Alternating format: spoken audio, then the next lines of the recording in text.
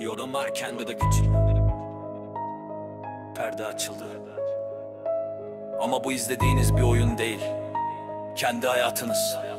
Kuklalar değişti, ipler aynı ellerde. Uyuşmuş beyinlere acı bir reçete bu.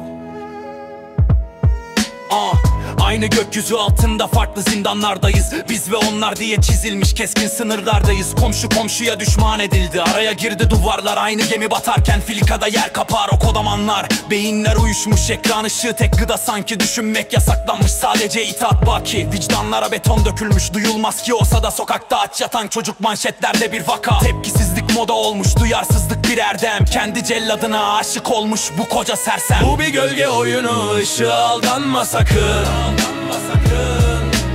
Üçkağıtçının sofrasında meze oldu senin hakkın. Dal kavuklar alkış tutar, kral çıplak gezerken.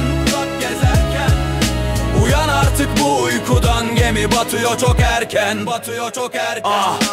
Bak sahnede yine onlar, omurgasız tipler. Eğilip bükülmekten yorulmaz o gevşek ipler. Koltuk sevdası uğruna ruhunu pazara çıkaranlar. Dün küfrettiği kapıda bugün el pençe duranlar.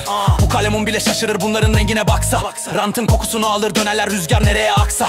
Takım elbiseli yalanlar, kravatlı bir soygun bu. Size kemer sıkın derken kendileri yuttu butu. İhale masasında vatan millet edebiyatı yapan, halkın sırtından inip lüks ciplere kapağı atan yalakalar etrafında.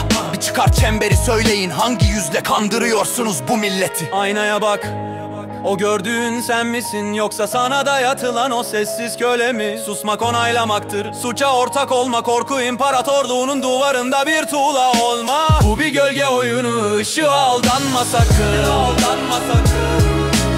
Üçkağıtçının sofrasında meze oldu senin hakkın.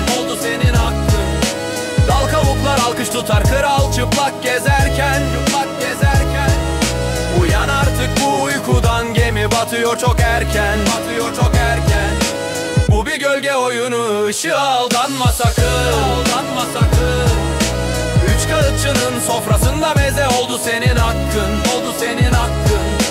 Dal kavuklar alkış tutar, kral çıplak gezerken. Uyan artık bu uykudan, gemi batıyor çok erken. Gerçekler acıdır ama iyileştirir. Yalanlar tatlıdır ama öldürür. Seçim senin, ya uyanırsın ya da bu rüyada boğulursun.